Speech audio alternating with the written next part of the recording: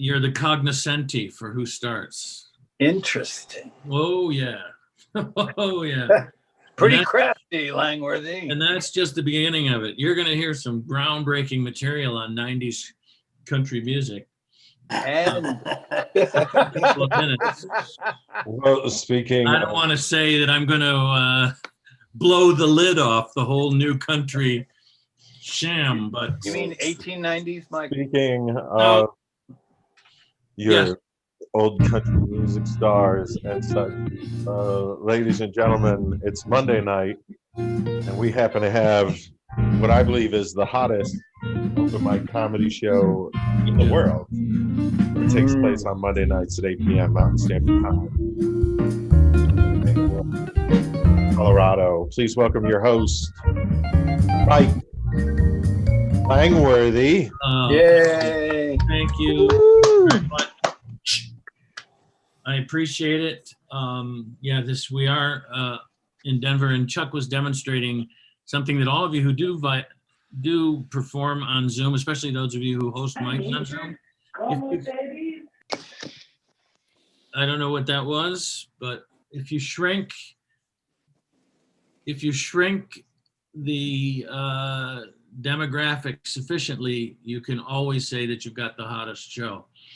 I am the best open mic host on Monday nights in Parker, Colorado, on a show that starts at 8 o'clock Mountain Time. I agree. I can say that without fear of contradiction. Awesome. They're also the worst. Way you can say that with your camera on. Is that a possibility today? So I could say that, but I don't look nearly as attractive as my son, so I would kind of rather leave his picture up, but I'll do it, whenever. Right. Sure, there I am. Here's my picture. There he is. Look at that, ladies and gentlemen. For you new people, customer, yes, it's really me. Don't ask for autographs. It's a Zoom show. All right. Can I get your email signature? I can't. I'm not even. Yes, the last time I gave my email, the last time I gave an e-signature, I bought a house, and that didn't work out well. Uh-oh. Yeah. It's all right though. We have a great time. We have guests. Thanks for showing the moneymaker. I appreciate it. Okay. No, I'm going to leave that alone. I'm going to insert shake your moneymaker joke here. What wouldn't you touch that with, Mike? Your 10 foot. Hey! Hey, I wouldn't fuck Ellen DeGeneres with her dick. Am I right, people? I would. What am I saying? Yeah, that was kind of borderline. Okay. It was kind of borderline. Would have been funny if I'd said Lena Dunham. And true. Okay. Now we're getting somewhere. Yes. So you know what? Lena Dunham lost a lot of weight recently. I don't know if anybody have seen the pictures. I noticed that, yes. And stuff. And you know what I say? What I always say, anything like that, I say, that just means less of her to hate. Okay.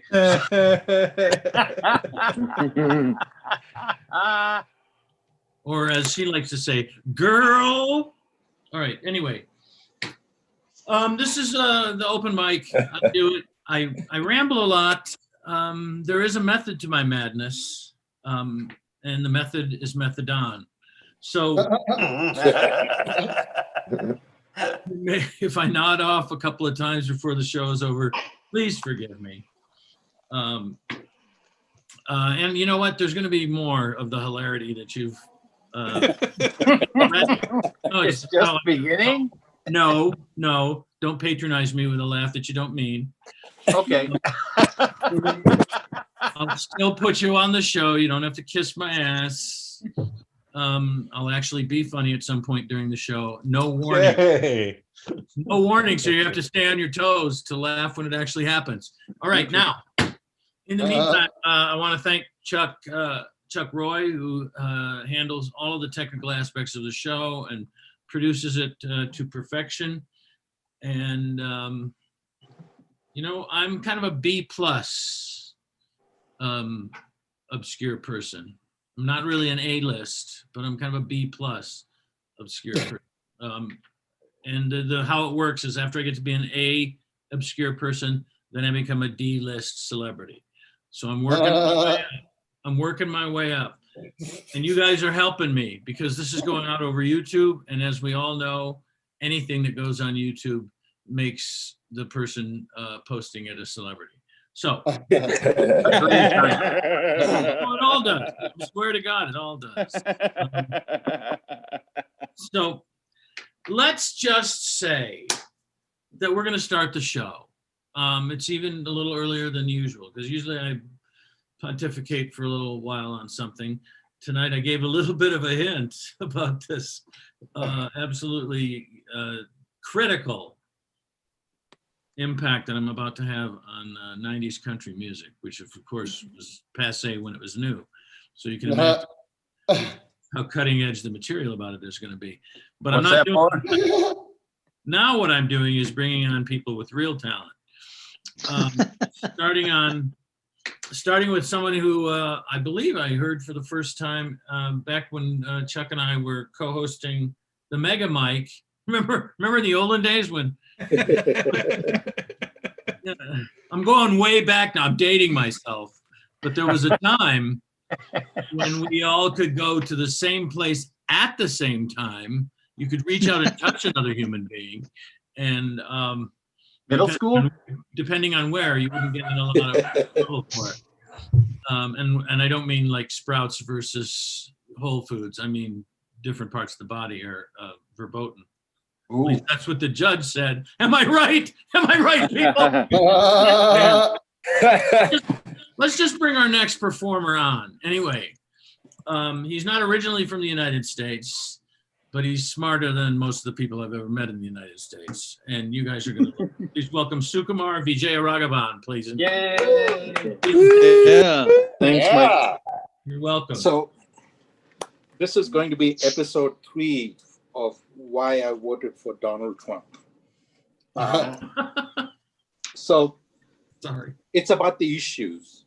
The first one is obviously immigration. I'm really pissed off at all these people from south of the border coming in and stealing all the jobs that Indians work so hard to steal. That Indians work so hard to steal from the white man in the 60s. Well, on the other hand, if you think about it, we are entitled to those jobs because for those of you who don't know, we are the original Aryans. And in fact, the Aryan term comes from Sanskrit.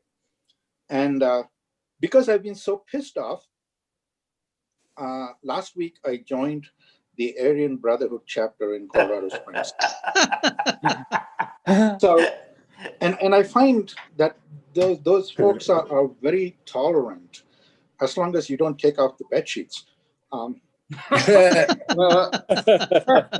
And in fact, one of them said, was so impressed by me that he said, if I work at it, I could eventually become the Grand Wizard.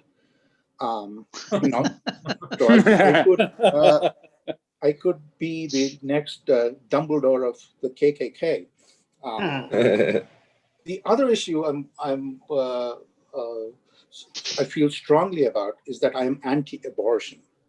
Lax laws will only create in people getting recreational abortions. It is known that women like to go for unnecessary surgeries, risking their lives, and hospitals are a popular vacation spots for women. But the liberals say that they're not really for late-term abortions, but every year millions of babies are taken up from their mothers at 9 months. That's as late term as you can get. And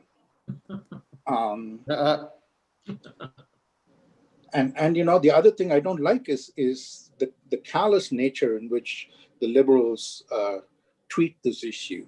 So last week I called the Planned Parenthood chapter of Denver, and the woman who answered the phone said, "Hello, is this for takeout or delivery?" Oh. Yeah. Flag on the flag. So, just to be fair, no, the Planned Parenthood phone is just one digit different from the Panda Express. So I believe that life begins at conception. Okay. So you see, many years ago when we were trying to have a kid, me and my wife froze 20 embryos, which we still keep, because they're sacred. And I still pay about $150 a month, which the hospital calls refrigeration fees, but I call child support. So it helps. It also helps me a lot with the IRS, So I never pay any taxes because I can claim 21 dependents.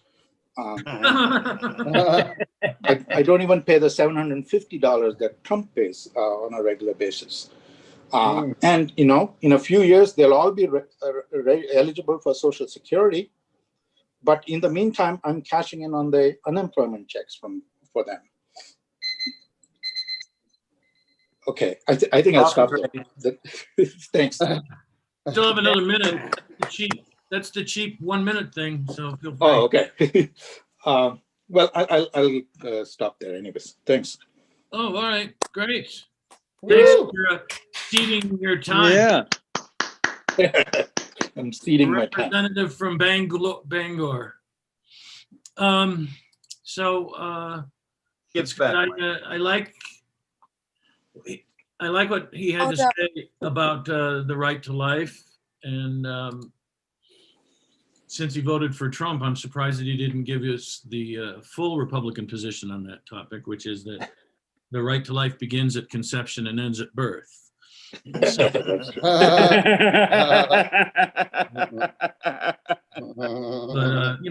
but it's a half truth, which means I probably have to start thinking maybe he really is a Republican, and this isn't just maybe this is just a comedy bit that he's doing.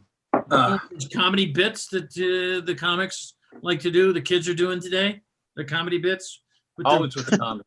With their setups, their punchlines. Oh, they're knuckleheads. They are. Jesus Christ. And their music, it's just noise, huh? Getting so you can't tell the boys from the gender non-specific ones who have an axe to grind. I'm just saying, there's differences.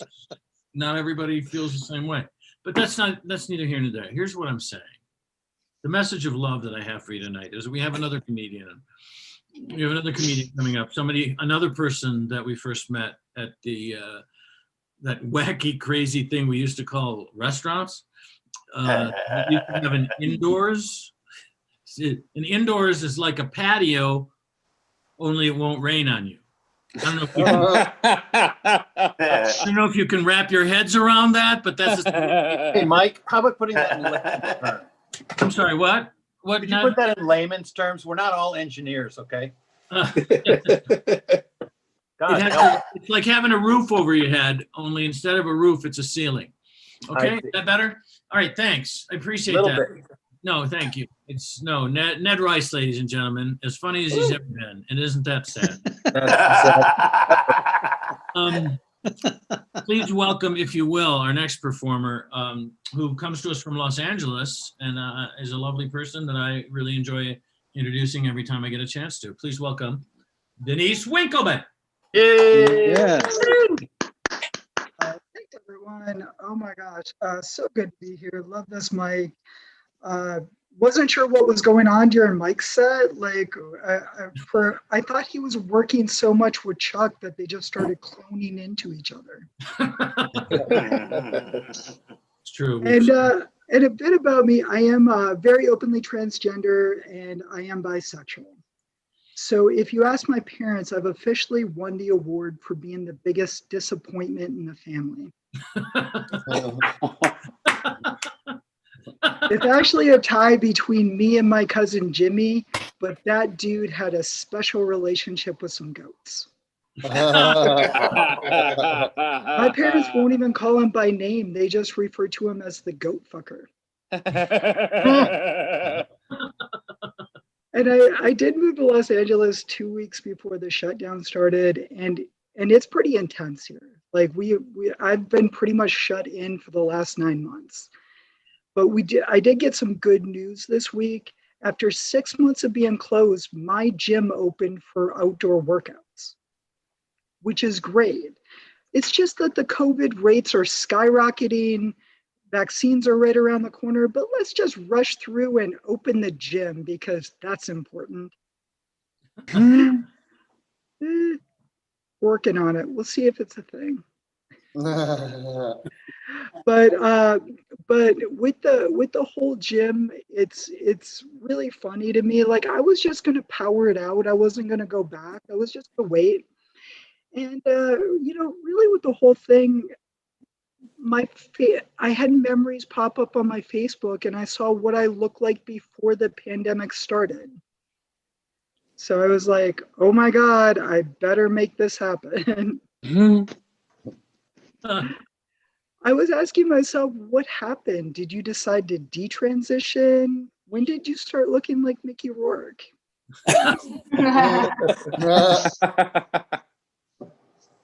And a couple years ago, I had done some fitness modeling, and a lot of guys would actually DM me. And of course, they had 0 followers on Instagram, but I got a lot of offers to fly me to Dubai or Jordan for a modeling shoot.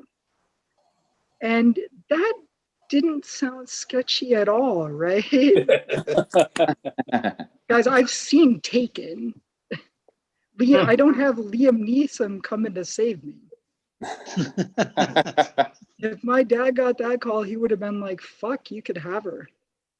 I've been trying to get rid of her since she transitioned. Do you guys think if the 10 Commandments were written today that one of them would be kind to one another unless it's on social media? Because then it doesn't count. And I've been trying to get into acting. One of the reasons I moved out to California. And I was fortunate. I'm taking classes. I've signed with an agent. And I see a lot of the breakdowns, the casting alerts that say, we're looking for real life couples. We're looking for real life firefighters, real life police officers. Guys, people spend thousands of dollars each year to learn to be an actor. It's like what they really should be doing is just focusing on getting a career. It's like their moms have secretly become casting directors. And Elliot Page recently came out as trans, which is awesome. It really shines a bright light on the trans community. But in our community, in the trans community, it's like we get a little bit of good publicity and then we ask for the world. It's like we want free fries at McDonald's, but we want the whole value meal and we demand that it be supersized. Otherwise, we will talk to your manager. It's like we're trans Karens all of a sudden. And the most important things are just basic human rights, equal opportunities, but we demand the proper use of 14 different pronouns and 6,000 different sexual orientations. Can somebody please explain to me what the fuck heteroflexible is? I have no idea. It's like we're just making this up. Guys, that's my time. My name is Denise Winkleman. Thank you all for listening. Oh, Thanks, Denise. Denise Winkleman. Wow. I think you're going to get drummed out of the community if you keep. There's a switch.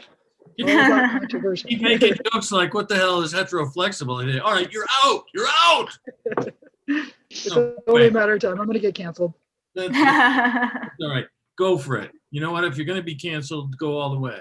That's what I have to say.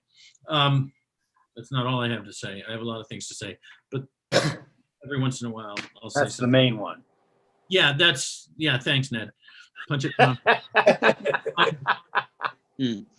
No, seriously. I appreciate it. I could use the help. I think we all agree about that, by the way. Anyway, I'm going to bring our next comedian on because I just have a feeling about this guy. I've never met him before tonight, but he's a jazz musician. He's only been doing stand-up for a while, and I've always liked musicians that also did stand-up comedy. So I can't wait to hear what this guy has to say. And I know you can't hear. Well, you could. Technically, you could wait, but you're not going to have to because I'm introducing him now. His name is Randall Donovan, and please, a warm round of applause. Yeah. Thank you. So yeah, this young lady put me in an awkward position today. She comes in and she goes, Randall, can you tell me what exactly is mansplaining? And I said, I'm not supposed to tell you because I might get in trouble. So we had to end it there. I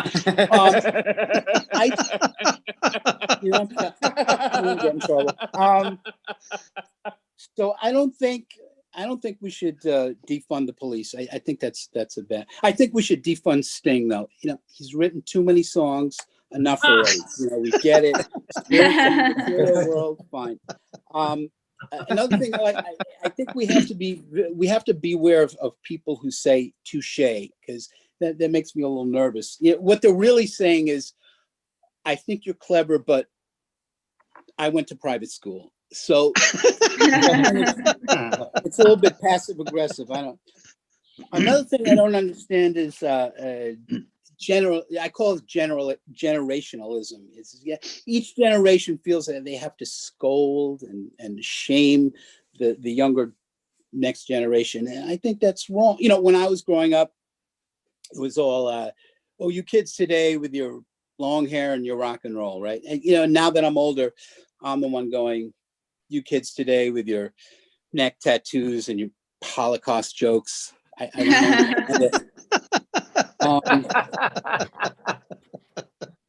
think you can tell from looking at me that I'm not a very rebellious person. I'm kind of a conformist. I used to be in this band called Rage in favor of the machine. We did songs like yo yo yo, it's the status quo, and Tomorrow, Che Guevara, and rocking the patriarchy, stuff like that.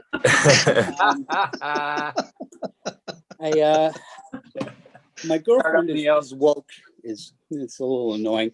She's woke. She's also very selfish. She's, her pronouns are I, me, and mine. And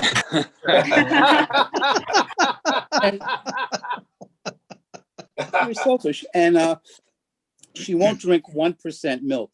She says it tastes oppressive. Oh, sorry. I say, look, Rome wasn't built in a day. When you're fighting the power structure, you have to drink it slowly and let it trickle down. That's how you deal with 1% milk. Okay, we need to talk about the disease that's sweeping the nation and Buddhism is basically it's so popular now. Everybody's a Buddhist now. Jews are Buddhists, cops are Buddhists,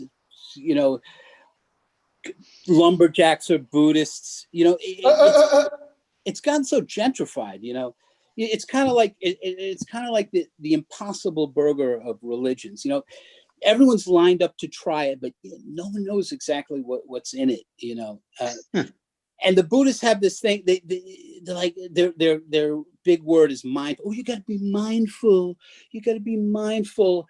We're all one consciousness, and life is an illusion. Hey, you ever stub your toe on concrete in the summertime? That shit smarts. That's no illusion. All right. So just give it a rest. And they're always drinking this disgusting bancha tea. It tastes like plywood fermented in formaldehyde. I don't think I could achieve enlightenment with that foul taste in my mouth. I don't know about you, but I'll tell you one thing. I did not see many Buddhists in 1789 during the French Revolution. Remember that? The peasants were in the countryside. They were hungry. They were pissed off.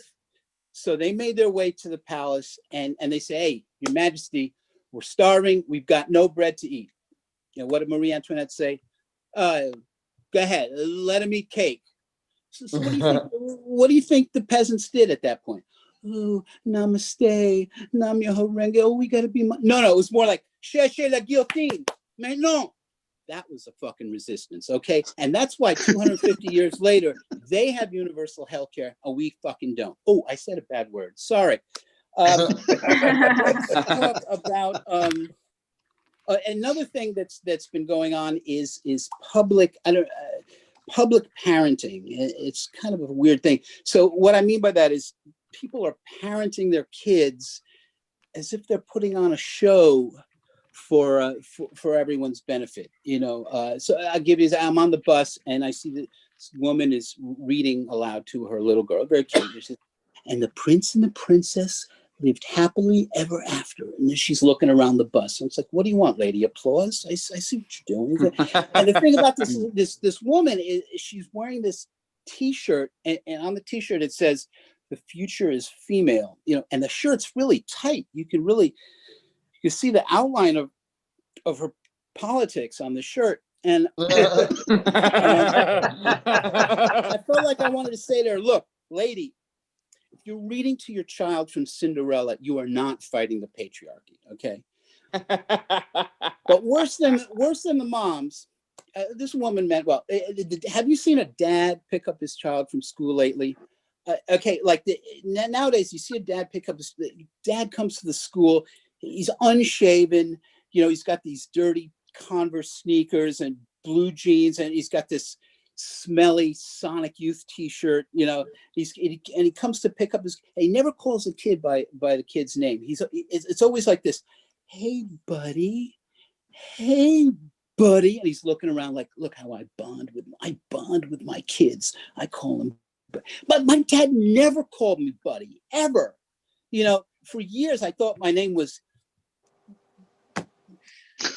That's what I thought my name was. Okay. Coming up on 5 minutes. Is that 5 minutes? Yes, it's 5 minutes. I'm sorry, I didn't hear the buzzer. Okay. Oh, no problem. No problem. Just letting you know, man. Oh yeah, I didn't hear the buzzer. Sorry. Okay. Okay. Just letting you know. That's it then. All right. Thanks. Thank you. Randall Donovan. Yeah. Awesome. Thank you. Very funny. Woo! Nice job, Randall. Funny stuff.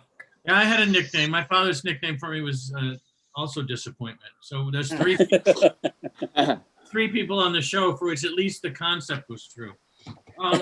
So anyway, thanks a lot. One more time for Randall Donovan. His first time Yeah. just came here again. And our next guy, I'm just gonna keep rolling through people for a while because we got a pretty full lineup tonight. And this guy is a guy who's been here a bunch of times. If you've been here before, you've seen him. Funny, you'll like him. Jeffrey Burden, ladies and gentlemen. Yeah. Yeah. All Thank right. you, everybody. Give it up for Mike Langworthy, our host. Thank you so Yeah. much, Mike. Welcome. My name is Jeffrey Burden II. I'm a 42-year-old man, a veteran of the armed forces. I was talking to my father, and you know, he's this very passionate veteran. At least he talks passionate. Okay. He says to me, Jeffrey, those men and women that died in Vietnam died for you. And that is a extremely powerful statement to me, you know, because frankly, I enlisted for the money. I wasn't trying to die.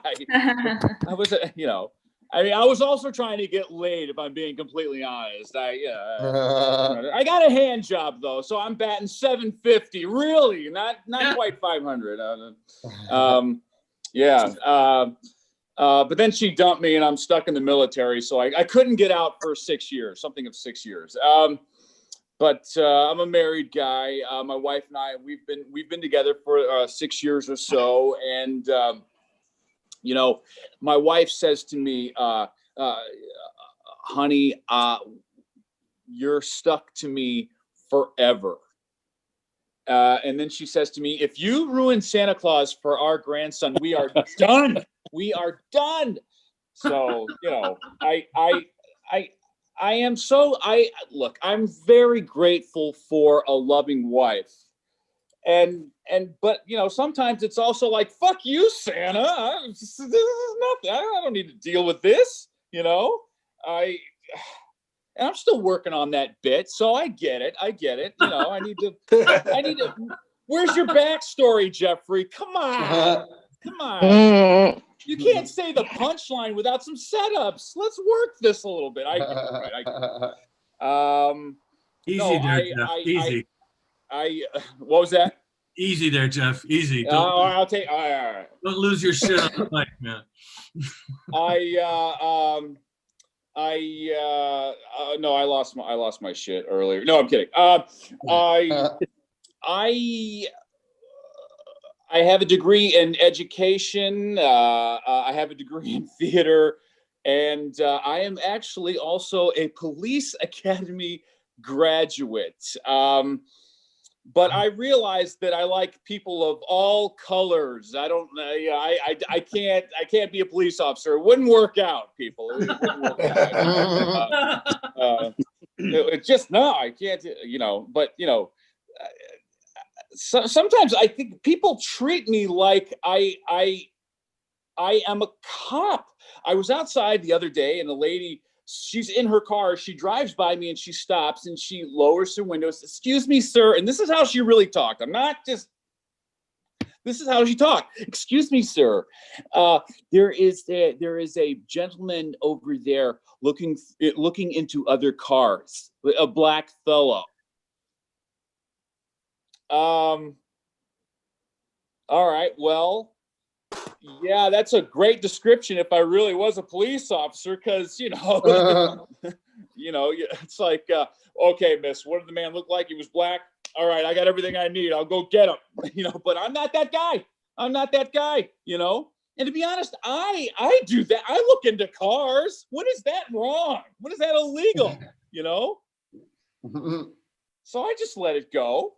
And I don't know, guys, I think I was really, I was inspired by the movie Lethal Weapon. It looked great to be a cop on movies like Lethal Weapon and Turner and Hooch, but it didn't work out. I just didn't want to be a cop. And then I went into education because I thought I love children.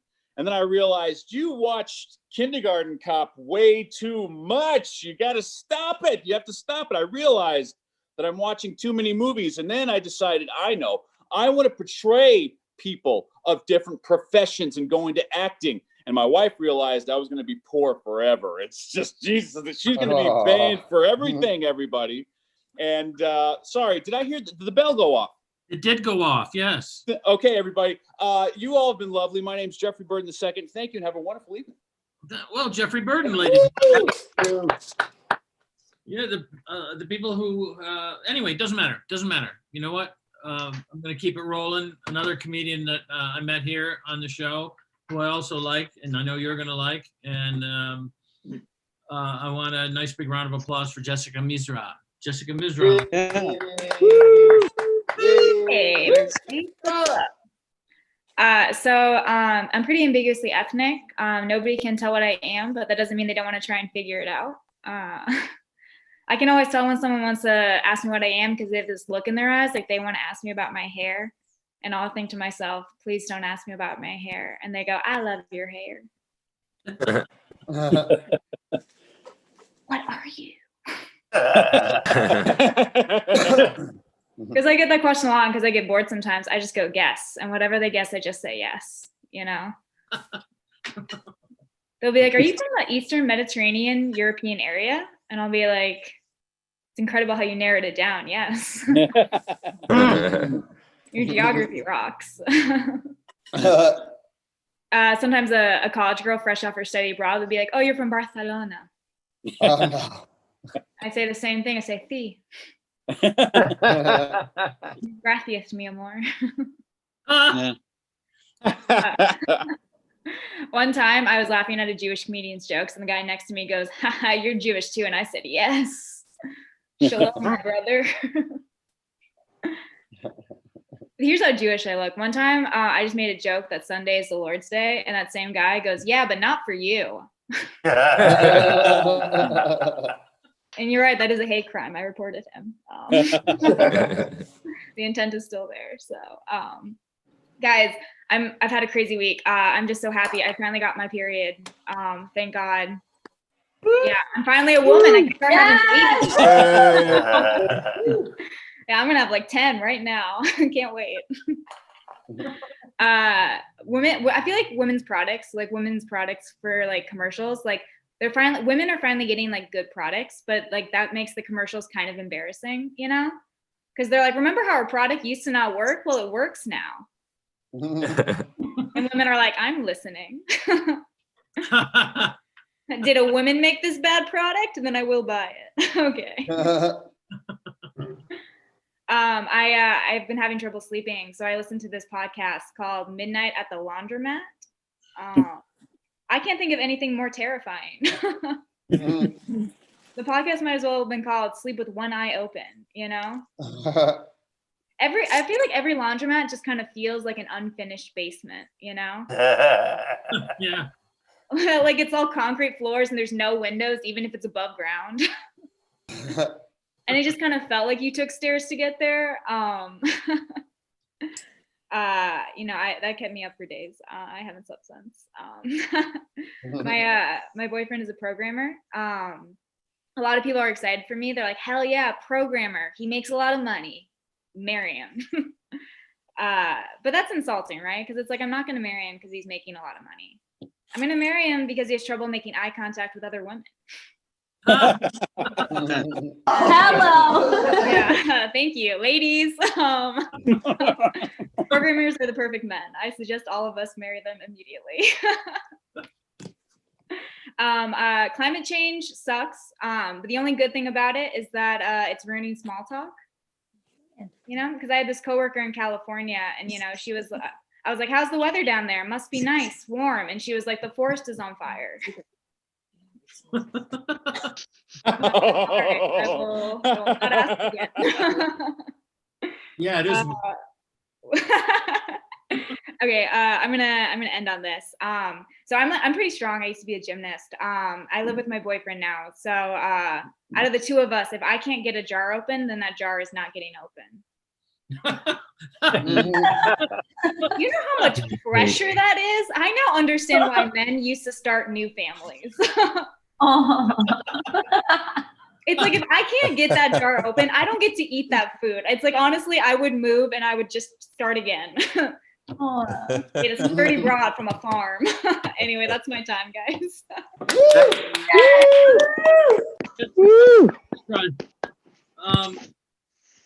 Always like Chicago, right? Yeah. My son is a programmer. He lives in Chicago. He hasn't introduced me to the woman he's living with. Is it you?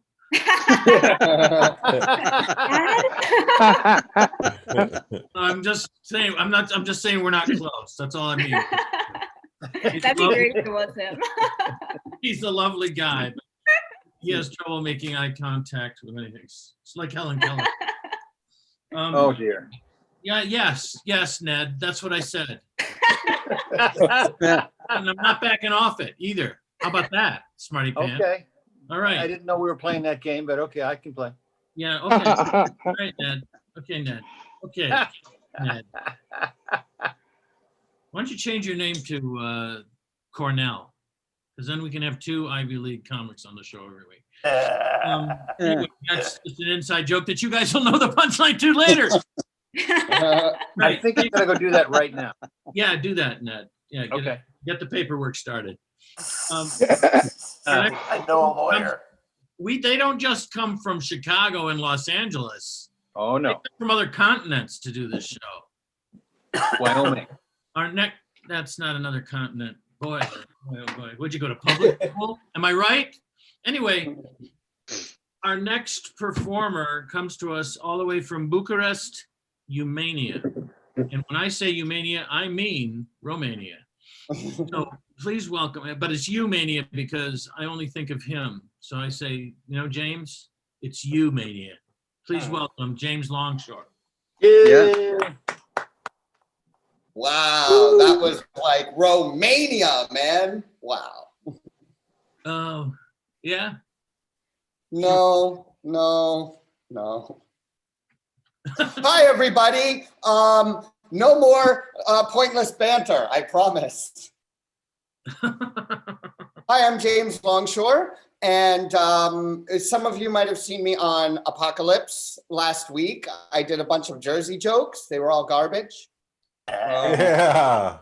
And actually, we've been seeing a bit too much of each other. You know, like last Sunday, Apocalypse, the Monday before open mic. Tonight, I think after the New Year's show, we really need to take a break. Yeah. I can't quit you. I can't.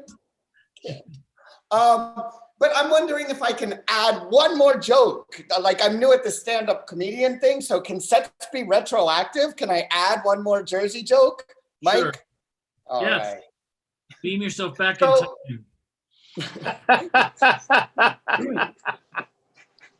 I'll hold for his laughter.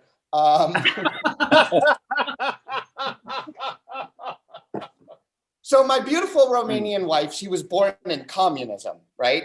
And she like a spit take away from the balcony where the dictator gave his last speech before he was executed on Christmas. Actually, he was executed on Christmas.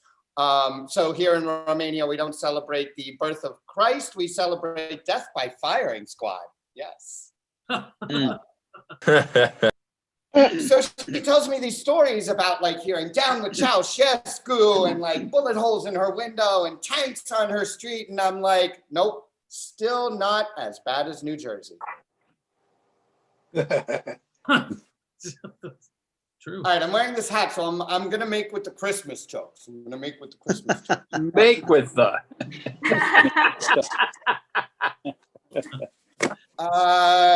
It's going to be a bad year for Santa. It's going to be a hard year. There's less elves in the workshop because of social distancing. He has to deal with all those travel restrictions, you know. And has Santa been tested for COVID? Has he? Because like if he's coming down our chimney and touching our surfaces, like we should know. We should know. It's a public health matter. And then the masks, like what about Rudolph? Like how is his nose going to shine so bright under the mask? And I don't know if you heard. Finally, one landed. Yes. And he had to open a second workshop in the South Pole. So Santa's bipolar now. Oh, no. But, you know, honestly, guys, I mean, come on. Like, he's always been a little bit bipolar. Like, the whole naughty, nice thing is a little bit extreme.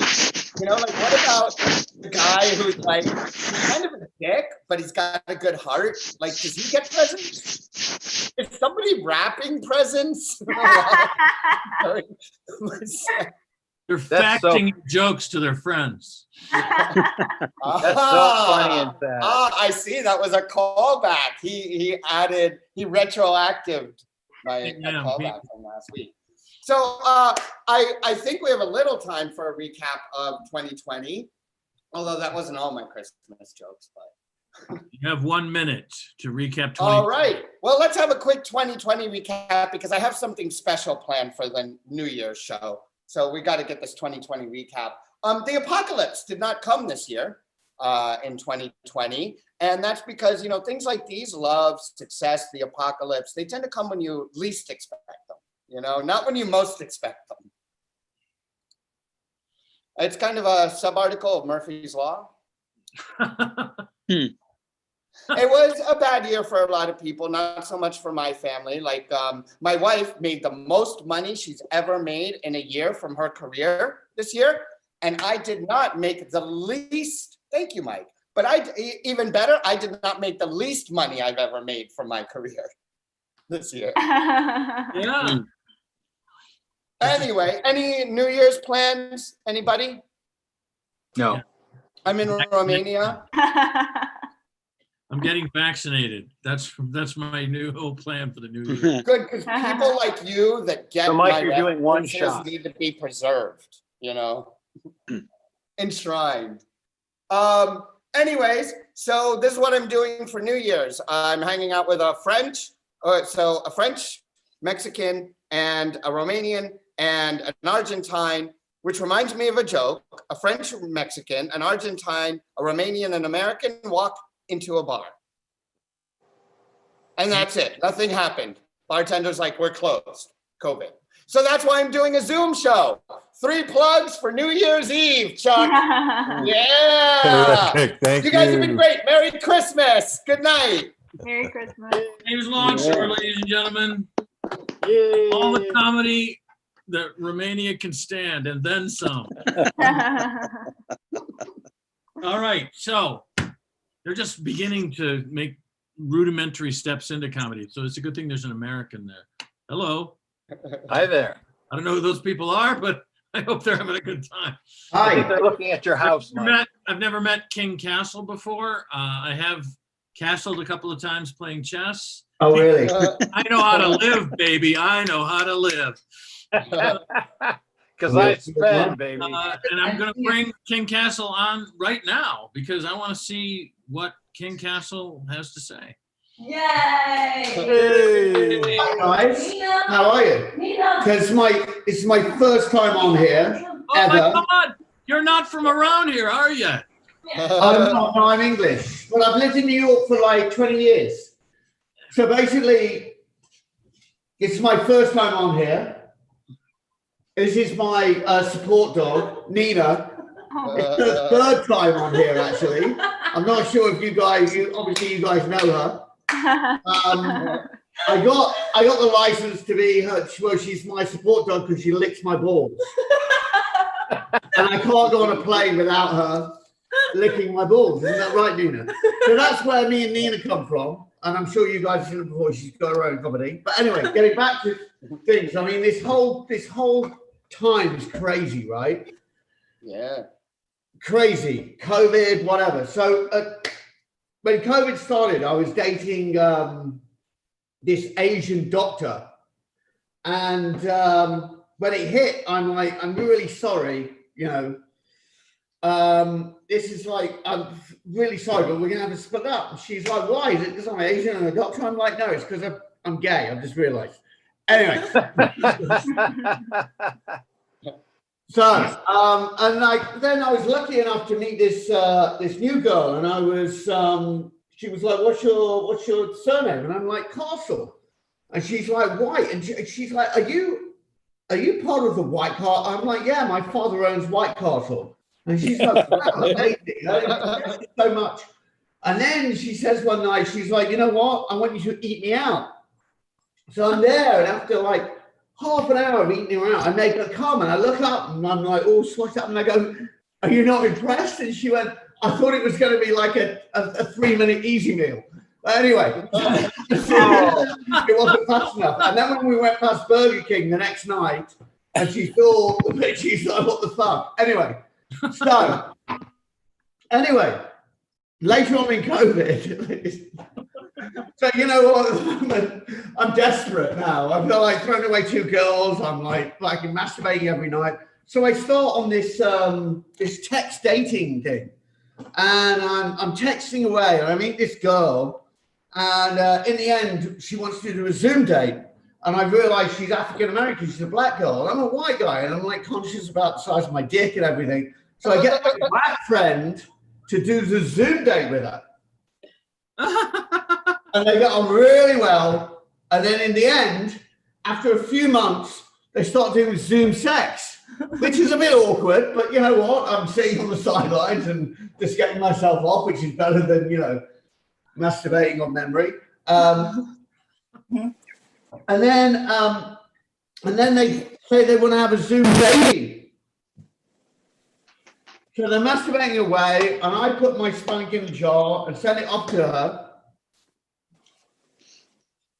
And she impregnated herself with the turkey baster. She heats it up. And next thing, she called, we speak again, 9 minutes later. Kid turns out white. She's like, what the fuck? And that was it. It's White Castle. That's it. That's all I got. King Castle, ladies and gentlemen, big round of applause. Yeah. Hey, Mike. Hey, you don't just laugh. Hello. Are you Asia? Hi, yes, I'm Asia. Nice to meet you guys. Hi, Asia Wells, Hi. King Castle. Probably you're up there in the running for most beautiful castle couple of the night. Oh, Not funny but beautiful. We'll take that. And the dog. Do an award, so you know, fingers Mike. crossed you'll get it this week. nice Mike, to is meet he- you all. Sorry? Mike, Yes. is he available for children's parties? Oh, Because this is his day job. Ordinarily, I tell people not to quit their day job, but in your case, this is what I'm saying, people. Pay attention, for God's sakes. I'm not here for my health. Why are you where do you here? usually go? Oh, wait. I No, did that wrong. that didn't quite work. I did that wrong. I'm so sorry. Right. Our next guy is a guy that I've known for a long time. Oh, hey, there you go. That's never 4 minutes. Come on. Hey, shut up, will you? Anyway, Ned's an old friend of mine, and when I say old friend, I mean old, and the friend Old. the friend Really is old. wishable. But anyway, let's not even get into that because our next performer is a guy I've known for a long time. It's Dr. Dre, ladies and gentlemen. No, Jason. Jason Gerber, ladies and gentlemen. Please welcome Jason. Gerber. Hey, how you guys doing tonight? Hi, Jason. So, this does seem like the type of place where, especially, during the current crisis, this is where a petty bourgeois elitist snob like me has to go to meet regular voters. I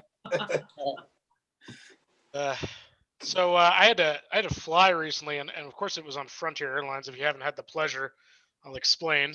Frontier Airlines is what happens when a bunch of rich guys get in a room, watch all the Human Centipede movies, make that their business model. Your personal baggage allowance is just what you can insert inside of your person.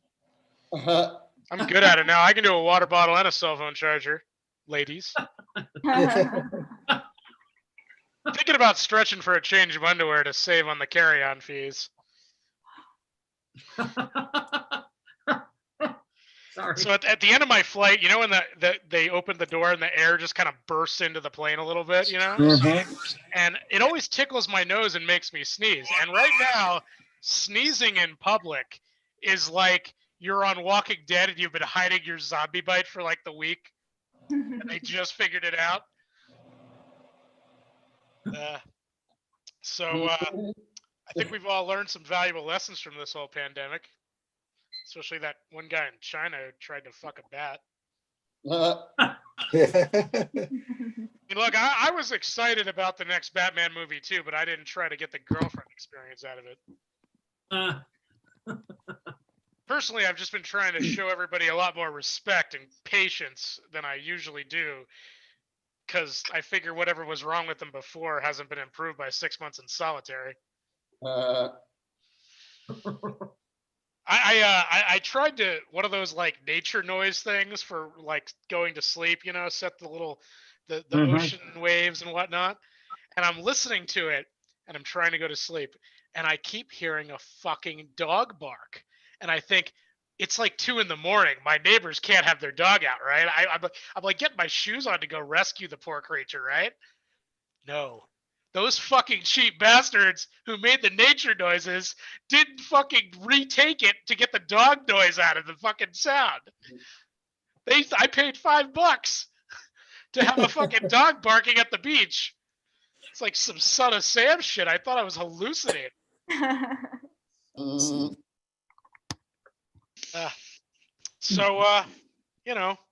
I think one thing that I've decided is I can't use hypocrite as an insult anymore, because it's actually really hard to live your values. I saw some of those protests, and I didn't see one vegan turn down a splash of milk to get the pepper spray out of their eyes.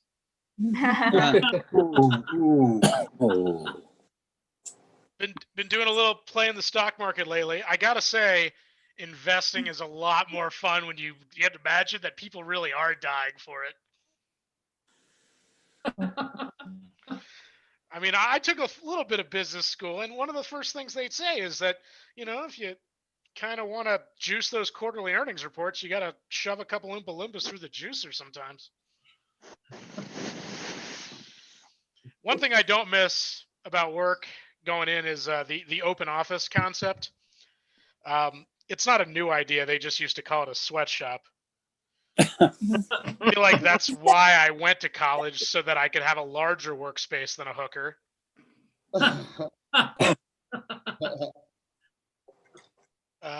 So my brother called me the other day and asked if I would co-sign something for him, and I if you haven't co-signed, here's how it works. You promise in writing to pay someone else's bills, and they pinky swear to be your best friend if you do. It's like an ancient Egyptian marriage where if they die first, you get buried with them so you can keep paying their bills in the afterlife. Speaking of afterlife, my friend is an atheist, and he's one of the annoying ones, and he keeps saying, instead of bless you when I sneeze, he says, nothing happens when you die. The worst part is it's not even true. Something does happen when you die. You shit yourself. Something. There was a poll that goes out every year that asks Americans if they would vote for an atheist for president. And last year, 60% of the Americans said they would. And the other 40% already did, but they get really angry if you tell them. So I've been binge watching a lot of TV, and I get into those mystery shows, the ones where they never explain anything. And man, I have watched 4,000 fucking episodes of this show, and I still don't know how to get to Sesame Street. I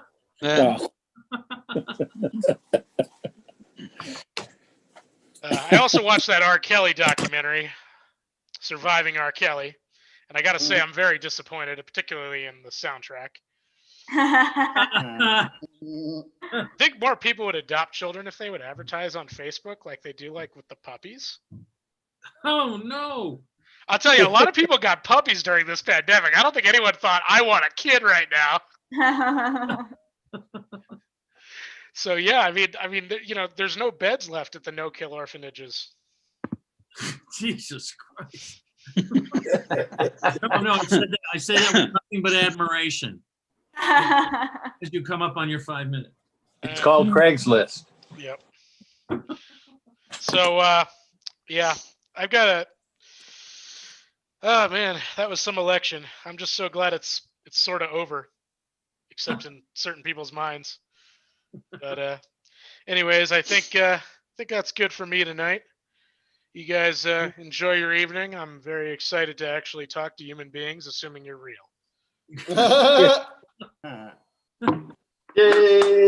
we're as real as you can get on a Zoom call. I gotta tell you.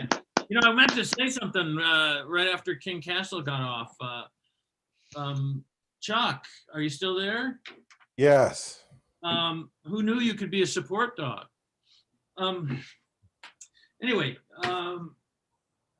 wow, that really went into the shitter. I expected that to get a big laugh, and it just died there. It was that joke was shot by a disappointed office seeker. That is only you expected a big laugh.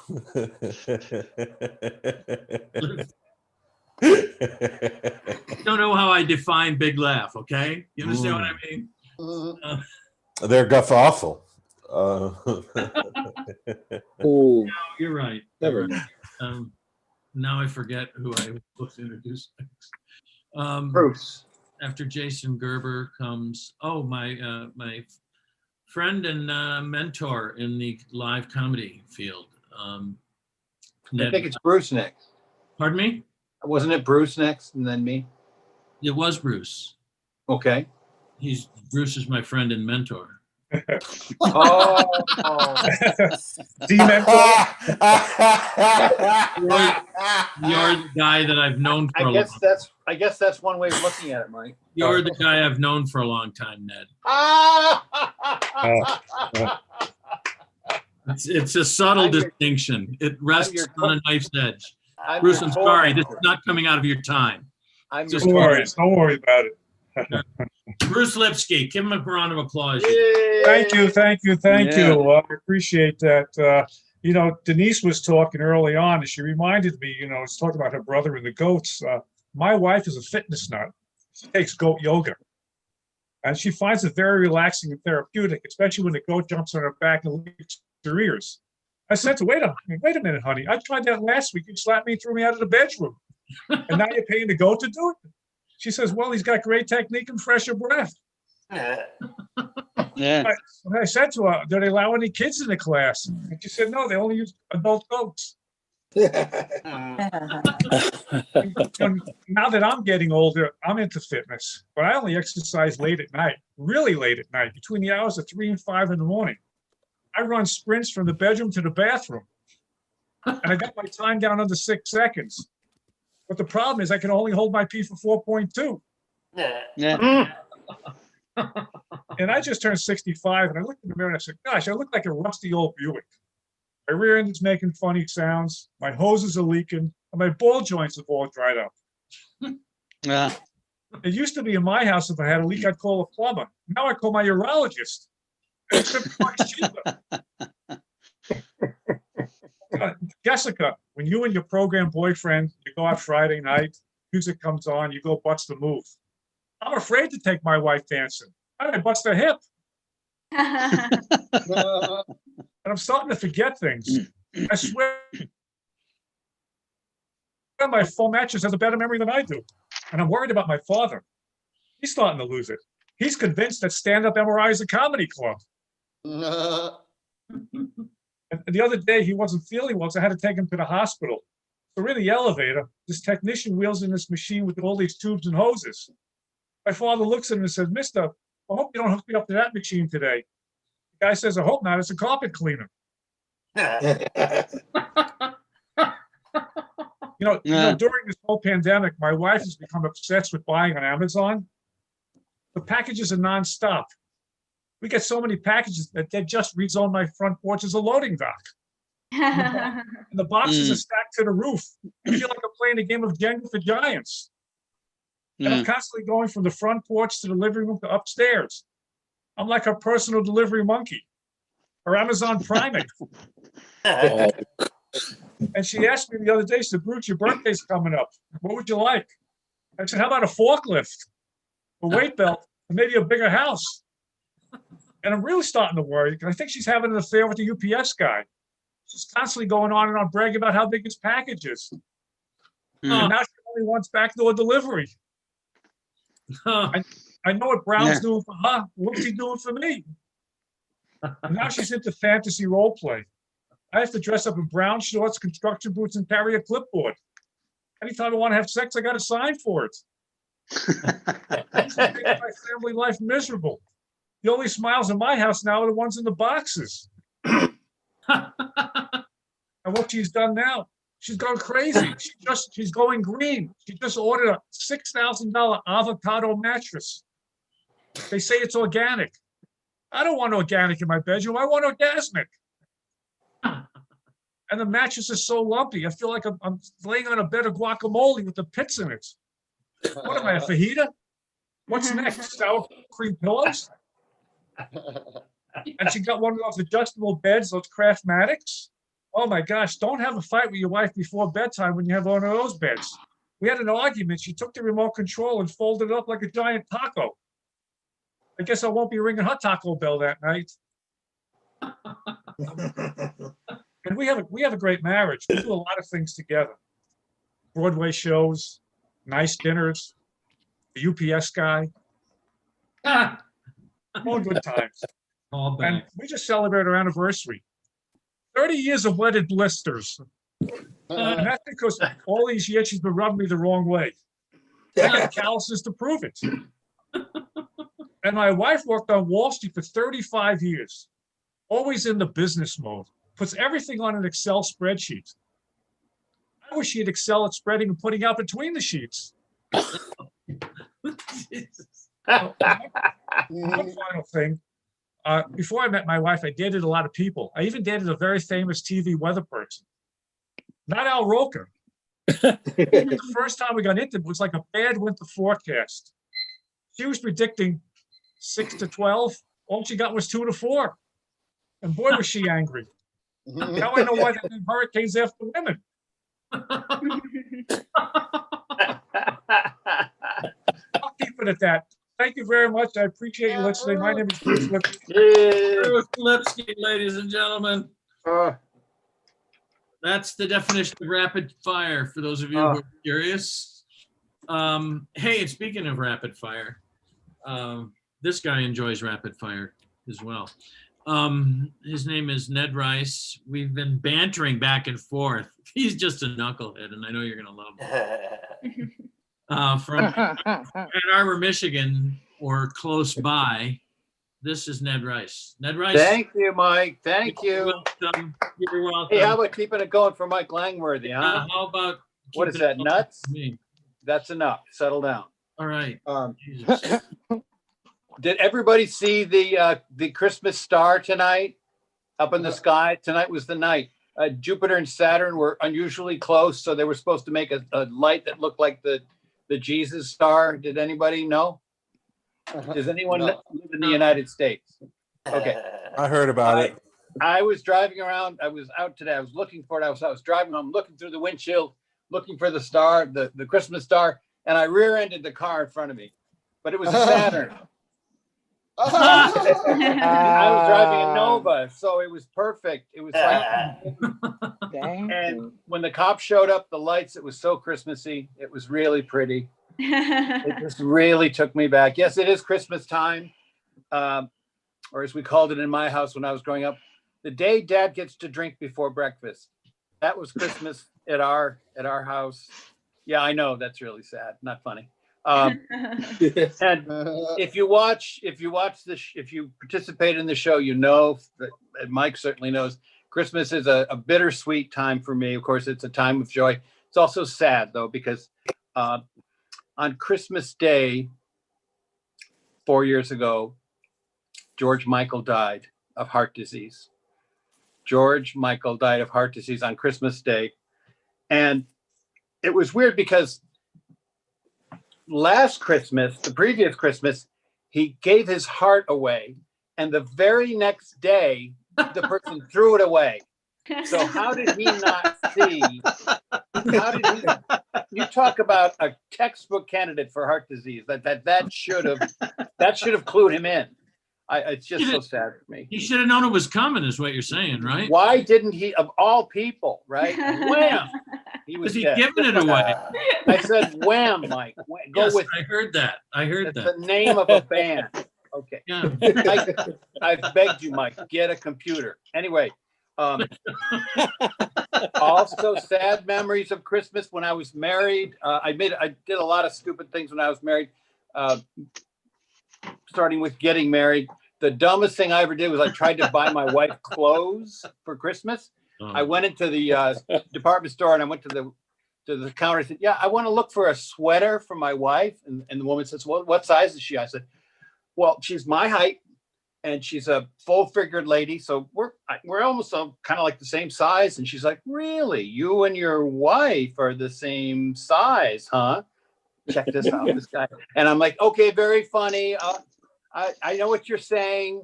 I'm not wearing a wedding ring, but I'm clearly married. Why would I be in the women's department if I wasn't married? So have your little jokes, ladies. That's very funny. But now about these lipsticks, my wife and I are both winters. Can you show me? Is this a glossy? So fuck them. That store went out of business. It's also this time of year is when you start hearing ads for the Star Registry, which is like this gift. For $50, they'll name a star after your girlfriend or boyfriend, and you even get a certificate. Boy, you talk about a shit ass gift. I mean, it's like a $5 gift certificate from Tiffany's. Like I have a computer and a printer. I can make that myself. So I don't get that thing. But I'll tell you one gift I'm not going to be shopping for this year is the My Pillow. I don't know if you've heard of this state-of-the-art innovation. This guy named Mike Lindell took a rectangular piece of foamy material and he put it inside a cotton case and he calls it My Pillow, or as I call it, a fucking pillow. That's what that is, folks. It's not a new thing. You can't just, and it's everywhere. It's all over the world. Even in Germany, they're called the My Pillow. You have to say it that way. You can't just say My Pillow. You have to say My Pillow, because otherwise they won't give it to you. But you can't, the thing is, you can't just put the word my in front of a known product and then say it's mine. Like if that were the case, I'm going to roll out, so to speak, my new product. It's called My Wheel. It's a circular object. I think it would have many applications in the transportation industry. It's called My Wheel, and where's my fucking check? So that's what I'm thinking. Another one is the Untuck It Shirt. See if you can stay with me here. It's kind of technical. It's a long sleeve button down men's shirt and you don't tuck it in.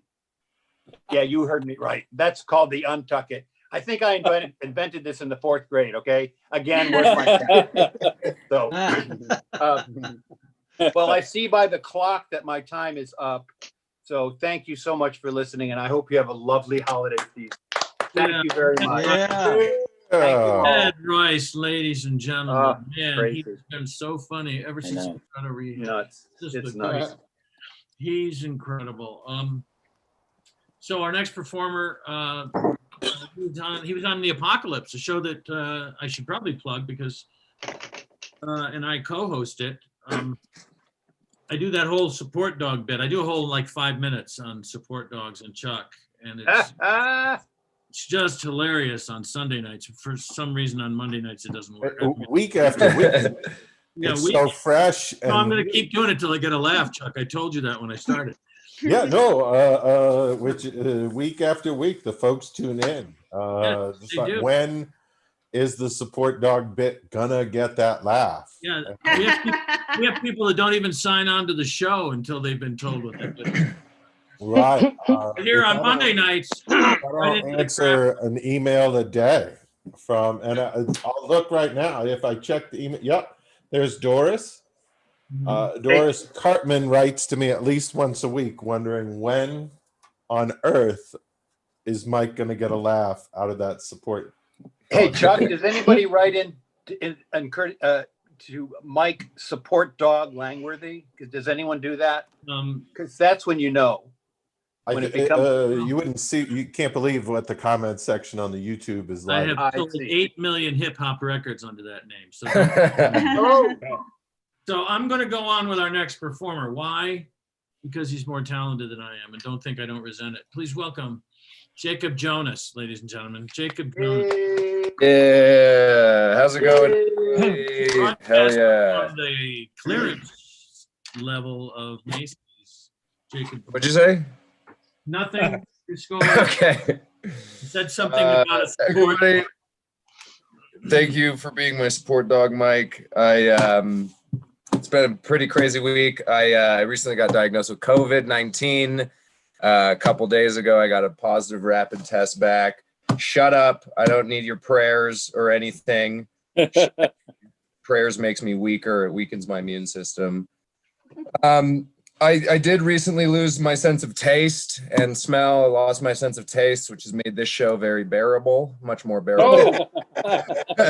I'm kidding. I'm kidding. Yikes. You got to start your set off with a little roast. I got my rapid test back on Saturday, and they told me that I have to stay quarantined or self-isolated for 10 days. And I live in a basement apartment, but I can't even go into the main room because that's where my roommate is. So I'm locked in my basement bedroom apartment for the next 10 days. So I'm going to play this really cool game called How Good is Internet Porn Really? Where just every waking second of every waking hour, I look at internet porn and I try to get to the very last internet porn that ever exists. So far, I've been 4 days in, and I am 0.0001% in. So honestly, probably should have started in March, but that's fine. You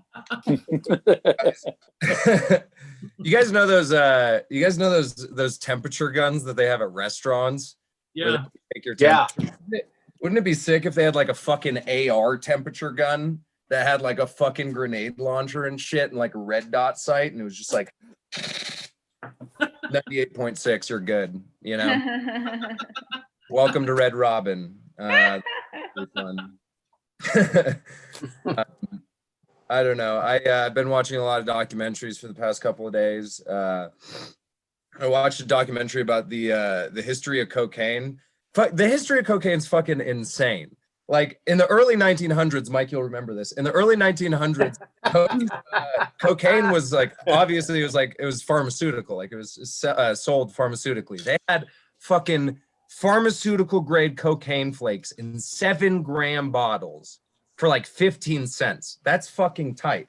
Like I never knew about it. Like, yeah, like women didn't have the right to vote, but who fucking cares? Let's rack out some gaggers. You know what I mean? Like let's get this party started. There's a famous psychologist named Carl Kohler in the late 1800s. He was the assistant to Sigmund Freud. And he was actually the first person to ever inject cocaine directly into his eyes for a surgery as amnesia, which is pretty crazy. You can't tell me that he wasn't already doing cocaine when he had that idea. You can't tell. I mean,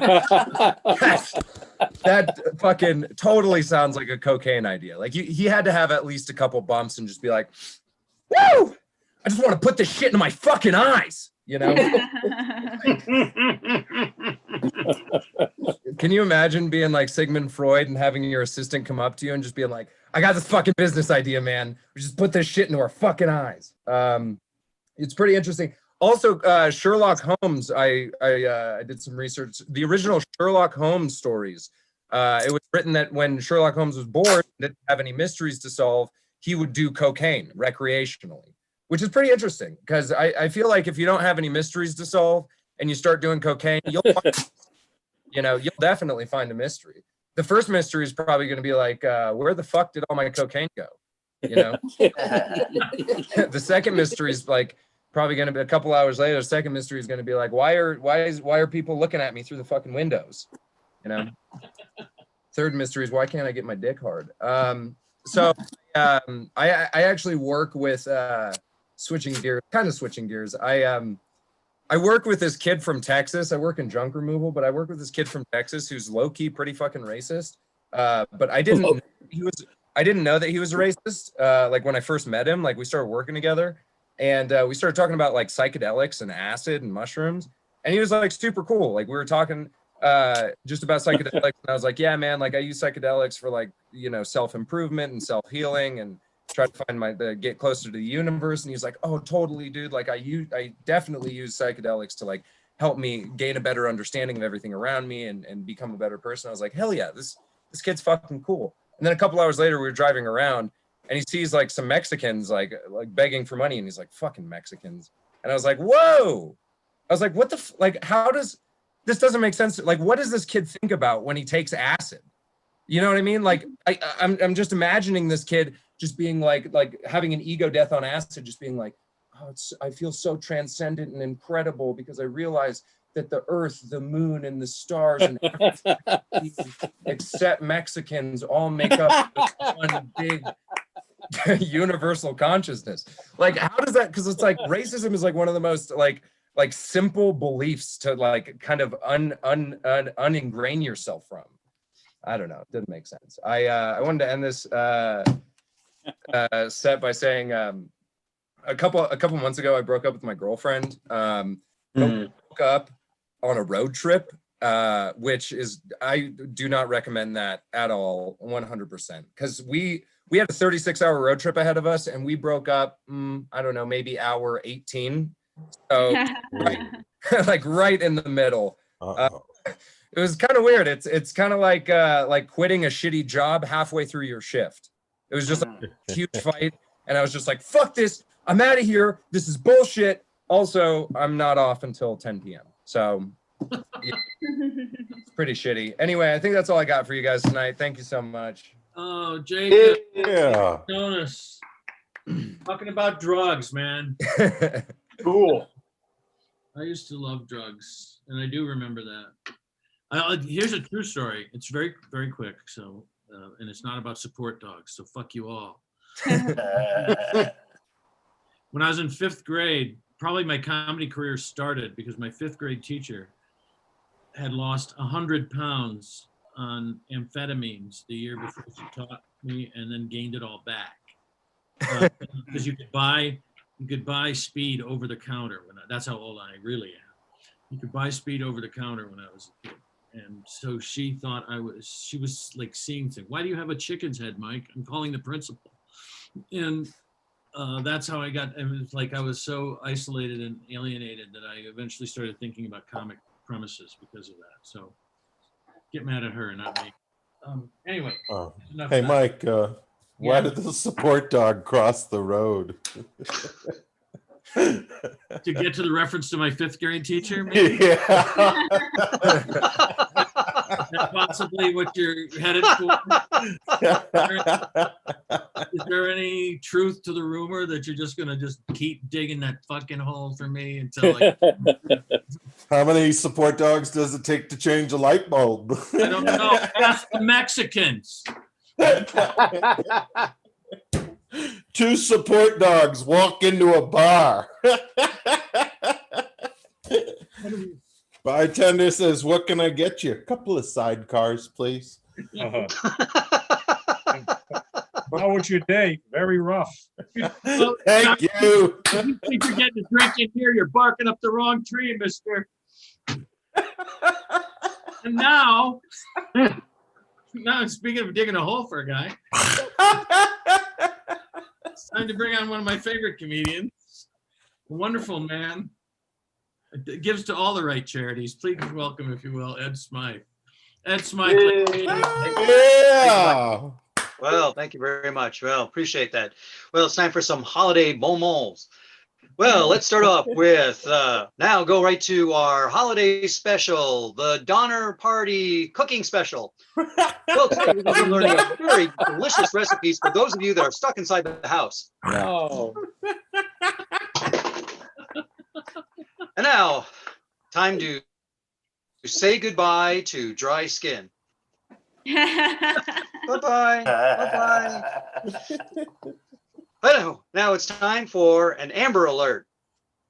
Oh, look out for that fossilized tree resin.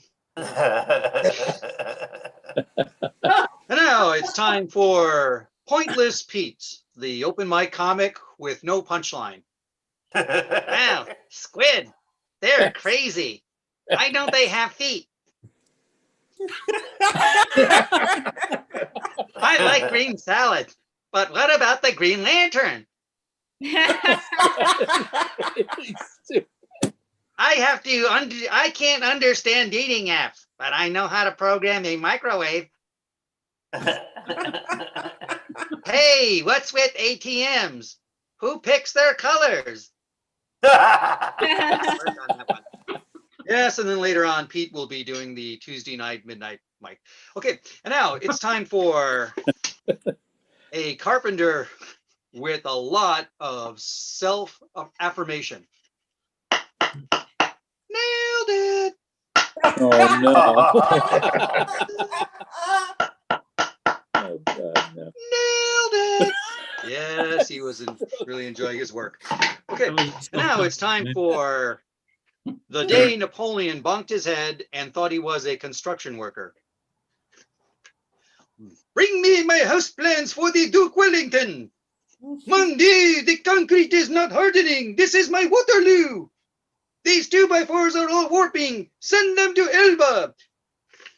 Later on, he was caught building an extra wing for the psychiatric ward. Okay, and now it's time for the Antarctic Comedy Club. How's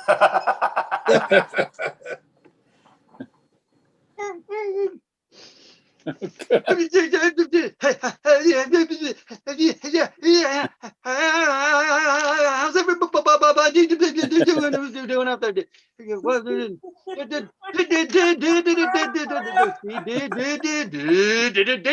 scene.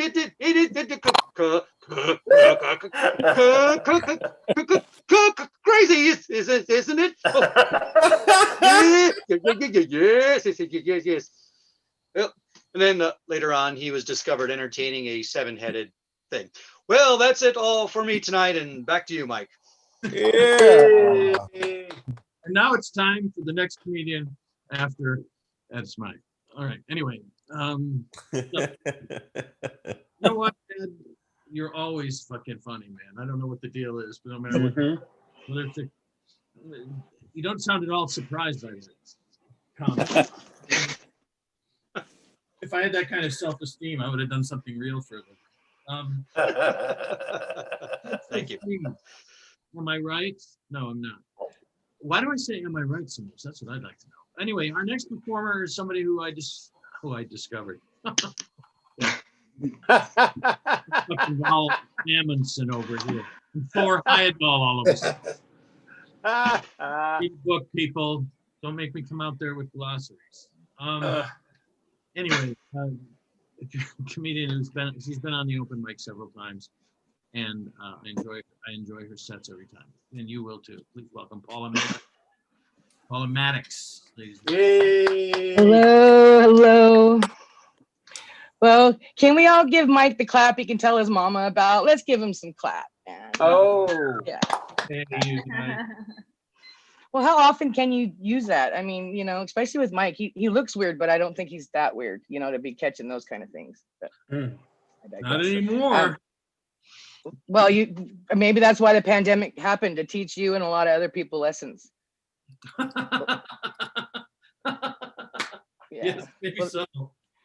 That's what my self says to myself all the time. Like, did you really want to do this to yourself? Did you? So anyways, see, I locked myself up a long time ago, you guys. I'm a parent. I know you can't tell that by looking at me. Because trauma's too easy to fucking hide. That's why. It would be cool to go around and people just see what's fucking with you and they'll just stay away, out of courtesy. Like, oh, you're dealing with that today? Like, let me fucking help you out. Before I get going, I usually thank my internet sponsor, but I have been officially busted. Yeah, I've been stealing internet from the neighbor for a very long time. And the kids got greedy and did some video games and I got popped, you guys. Yeah, and this poor old married man's thinking, why not fillet? Is that what Wi-Fi stands for? Like, why not? I'll let you back on. But I thought about it for a second. It would probably only take like 5 seconds, poor guy. Like, I'm a widowed single mother and I'm fucking tired, man. I'm fucking tired. Yeah, so I locked myself up a long time ago. I am institutionalized like a motherfucker. But raising kids is not a bad way to spend a life, really, when you compare the options that I could have had if I hadn't jumped the gun so fast, back when I was young and dumb and full of a lot of bad ideas, Well, you could have made that rhyme. Hey, man, I'm here all week. Yeah, because see, a lot of bad stuff happens to you when you have kids. Because see, they're born dumb because they come from dumb cum, and it's just stupid. It's all fucking stupid. The kids are supposed to be born dumb. It's how nature intended it. You're supposed to raise it out of them. But sometimes the kid is stupid. We see that out in society. Like someone just fucking gave up. It's like, no, it's a useless cause. I worry sometimes, my progeny. See, I have to teach them now, you guys. That's why I'm worrying. Nature didn't intend for me to teach my spawn.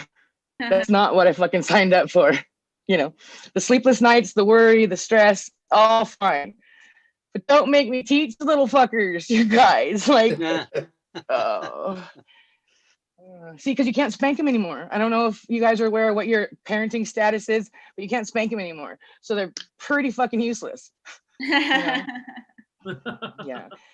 And I don't believe in spanking per se. My mom, I've actually been bullied for not spanking my kids because I proudly said in the beginning, I'm not spanking, we're doing timeouts and we're talking about things. And my mom fucking laughed. She keeps laughing. Yeah. We see her motto is that God knew he would need to be spanked, so that's why he put the crack in the ass to absorb the blow. You know?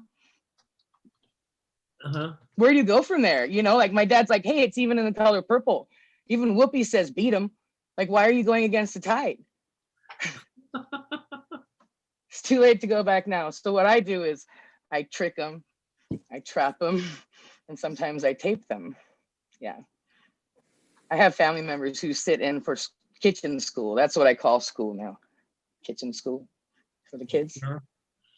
It's pretty sad though, you guys, because I'm Native American and I realize I'm running my own reservation school. That's just fucking sad. But I'm gonna shine instead of whine and hopefully not get that backwards because that would be fucking embarrassing, you know? Yeah.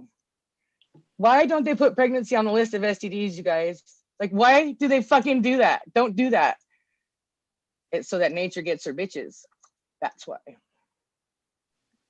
Think about it. This is the lifer list too, not the stuff you can take antibiotics for. No, no, no. You're in for life. It'll last longer than your own fucking life. And if I can remember clearly, I don't think clap talks back as much as my STDs do. So. Food for thought for the ones who haven't done it to themselves. Take your birth control, stay out the fucking parenthood, and I'll see you next time. Thanks, you guys. I appreciate you. Paulo Maddox. Yay. Paulo Maddox, ladies and gentlemen. Thank you know, you. we're zeroing in on finishing the show, and this has been like a super popular show. I think the longest list of comics we've had on the show right now, and the show's been almost an hour and a half long, 3.5 hours if you count the bit about support dogs. Our next performer is a lovely guy from St. Louis, not too far away from Kansas City, where the best football team in America is currently playing. And I think you're going to love him. Please welcome, if you will, Yale Hollander. Yeah. Hollander. Thank you, Mike. Thank you to everybody who stuck around tonight and is taking time out from a very busy evening, I can assume, making a list of everything that you're going to buy with that $600 stimulus check. I already know how I'm spending mine, man. I'm going out. I'm buying 4 Peloton bikes out of cash strap people that are still trying to figure out why the fuck they spent $3 grand on one at this time last year. So I'm going to open myself up a speakeasy gym in my basement during these trying times of ours. I was at the supermarket this morning, and as I walked in, the lady behind the courtesy counter says to me, "Happy holidays." Now, what I should have done was congratulated her for living up to the mission statement of the courtesy counter. But what I actually said was eat shit. I don't go in for this happy holidays bullshit. And it's got nothing to do with the purported war on Christmas, or as I like to call it, the war on Xmas, because it really pisses those people off. No, I don't think you should be wishing me a happy holidays or a happy Hanukkah or a happy New Year or a happy birthday or a happy Rockefeller or a happy Chandler. And those last two were for you, Mike. I don't think anybody right now needs to be happy. Okay. Furthermore, I don't think anybody right now deserves to be happy. We are in a pandemic and it's all our faults because we are stupid. Okay. We don't deserve happiness right now. And as a matter of fact, nobody should be greeting anybody nobody should be talking to anybody right now, particularly me. Nobody should be talking. Nobody should be approaching me. Okay. We are in a pandemic. Just let me go and buy my candy cane Hershey's Kisses and get the fuck out of the store, okay? Hey, you know who else is having a real rough time right now? Donald Trump. Remember him? Today, Pat Robertson came out and said that it's time for Donald Trump to move along, that Donald Trump is delusional and living in his own alternate reality. What does it take to lose Pat Robertson? I mean, mean, to have Pat Robertson write you off as delusional. This is a man who said the ACLU was responsible for 9/11. Okay, he said that Hurricane Katrina was punishment for abortions. Okay, he said that God came to him in a vision and told him that a tsunami was going to hit the state of Washington in 2006. When you have got Pat Robertson writing you off as being a little nutso, game over. Game over. And while we're on the subject of basketball, okay, last night, my 15-year-old kid comes to me and she says, Dad, I want you to watch this basketball game with me tonight. There's a college basketball game on. I want you to watch it with me. And because none of you motherfuckers booked me on a show last night, I had no excuse not to watch the basketball game with her, okay? So we sit down, and I finally figured out that if there's an activity that you really don't want to do, the way that you get out of it is to just express an over-the-top interest in it, and you will eventually drive the other person nuts. And that's exactly what I did during the basketball game last night. We get to the 5-minute mark of the game, and I turn to the kid and I say, you know what?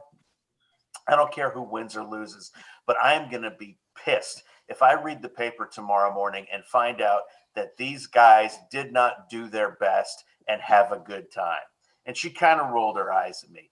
About 10 minutes into the game, guy shoots a 3-pointer, and I turn to her and I say, you know, in hockey, anytime somebody gets 3 points, people like throw their hats out on the playing surface. Why don't they do that in basketball? And she's like, oh, Dad, lots of people score 3 points. That would be impractical. You'd have to bring 10 hats to a game.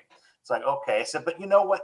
They really need to take a lead from hockey, and they need to put up glass around the court and have people pound on the glass, and that'll start more fights, and that'll make it more interesting.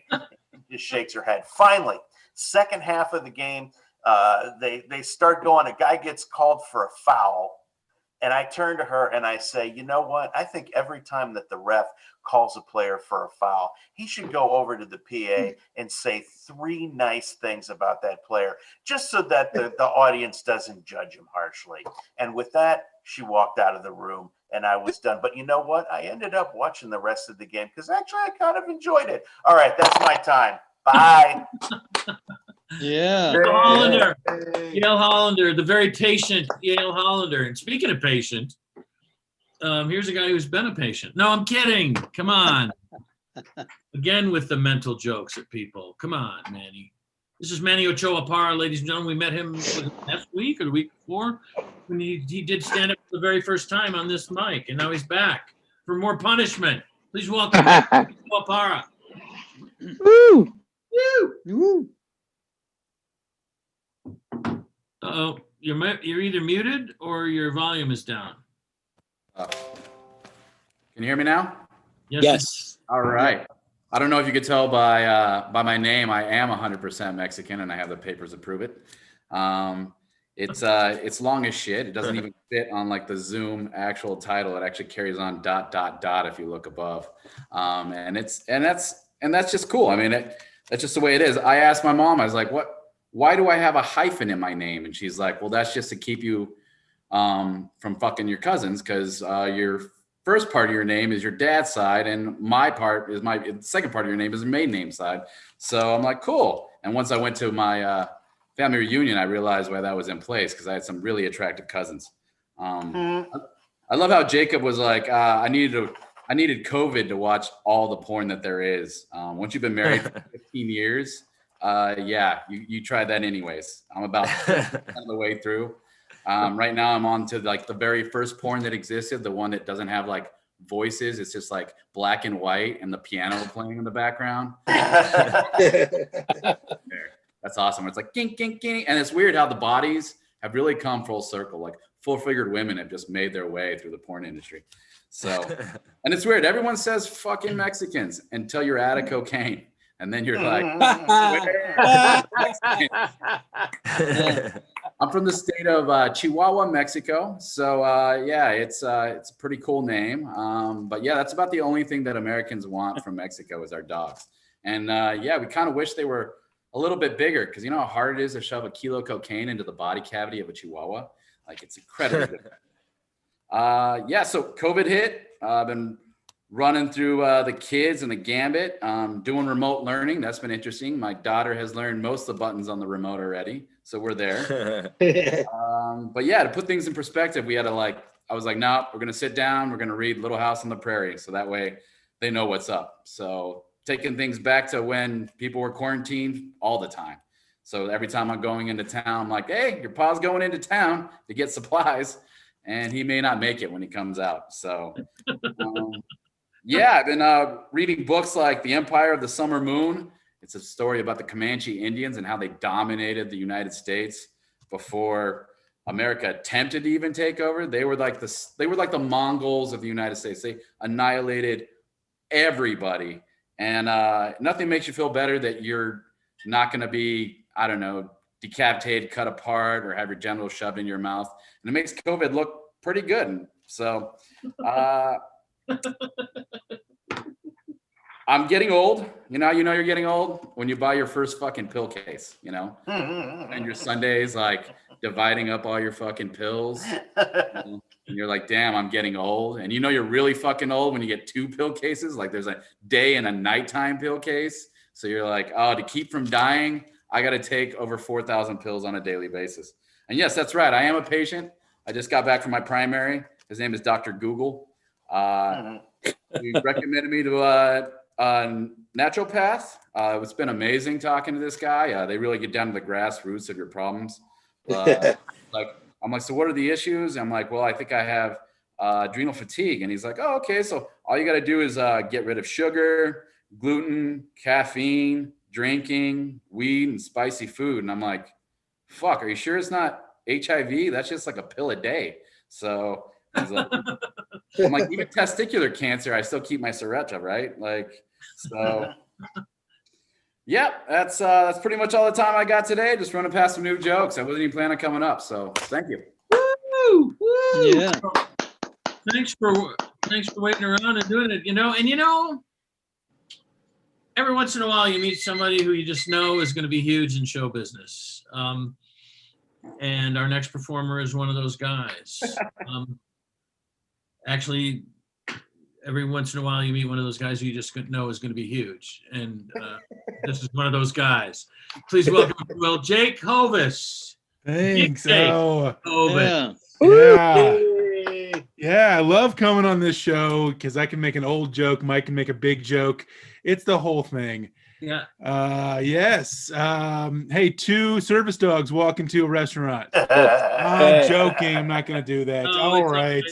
Look how polite you all are. Oh my goodness. You're staying till the end. Holy cow. Yeah. You just want me to be done by now, I'm sure. But I'm still going to tell some jokes. My wife, she said she wanted to take out the trash. So I threw on something slutty and she took me to Applebee's. The other day she came home with a low-cut top from the store, and I was like, I don't wear V-necks. I don't like wearing V-necks, and I got one word why. It's cleavage. I don't like. That's I know I need to see that. All right, we're having fun. Okay, I was a hungry kid. My first words were seconds. And, my mom would always make sure to take me to the grocery store so it doesn't look like she's some sort of crazy hoarder or something. Like, why do you have 4 gallons of milk? And she just points at me, riding in the cart, breathing heavily. Occasionally my mom would get a box of those little Debbie's, those little snack cakes. And one time they almost made it home. That's Still tell that story at Thanksgiving, don't you?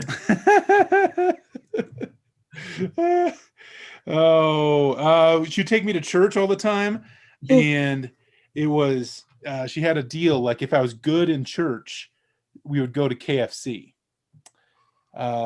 So I love church and chicken. I mean, it's everything. The whole thing together. Just eating, skin off the chicken. I could go, whatever. Just like eating this. I feel like a savage. My dad got me a kite, but I'm pretty sure it was just an excuse to make me run. Like, I don't think it's working, Dad. No. Well, it'll work. Just poke some more holes in it. I did make the basketball team because of that, so that was nice. And then, it was weird.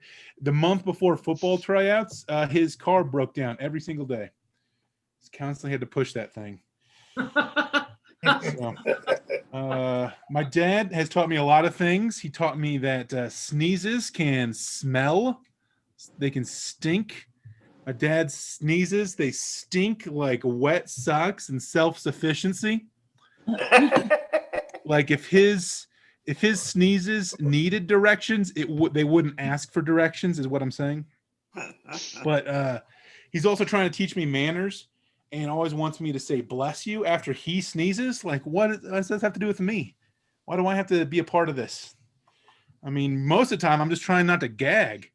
But I don't understand that. Even to this day, I don't understand when people want to say bless you after somebody sneezes. Like, you don't want me blessing you. I mean, the only thing holy about me is my underwear.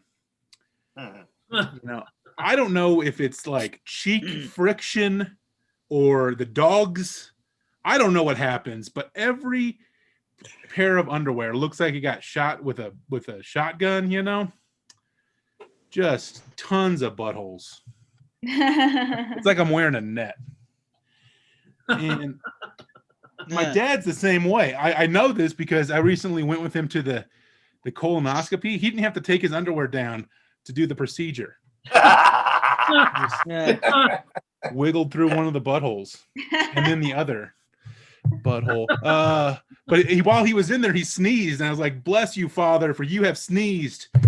That was the payoff for that joke. Oh my goodness. Oh, I hate it when you have to take off your shoes at people's house. I know Jacob, you don't have to at his house. That's not a shoe takeoff kind of house. You'd get tetanus if you did. But Mike Langworthy, I don't know how uptight his wife is. She might make you take off your shoes. Just don't invite me over. You weren't thinking about it. But I would just prefer not to. I don't like the little pile of shoes next to a stranger's door where it's like, hey, here's all the normal people, and then there's Jake. I wear a size 18 shoe. So, I mean, if someone steals my shoes, I am just barefoot because there is no way to replace them. I can't do anything about it. I'm just barefoot, haven't shopped for shoes in a store in, I don't know, 30 years. I'm 34. So yeah, that's about right. It's been a while.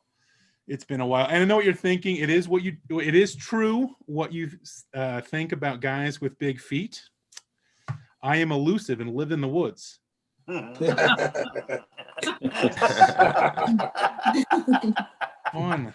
time. All right, I have some Christmas jokes for you. Just to kind of end the night on a Yuletide note, I have a Christmas type quote here on the board. Just let's go out on a high note. So here are top three rejected gifts from the wise men for Jesus. Top 3 rejected gifts from the wise men for Jesus. Number 3, timeshare to Boca Raton. Number 2, how Jewish is he? Let's get him some pork chops. And number 1, gold, frankincense, and Jenga. All right, and now the top three items you only find in the North Pole. What are the top 3 items you only find in the North Pole? Compasses that only point down, reindeer jerky, and of course, elf condoms. All right, what are unusual gifts to ask Santa for? Is my last one. Unusual gifts to the top 3 unusual gifts to ask Santa for. Number 3 is a yarmulke. 2 is reindeer and or elf meat. And the number 1 unusual gift to ask Santa for is Revenge on my enemies. Okay, I'm Jake. Thanks, guys.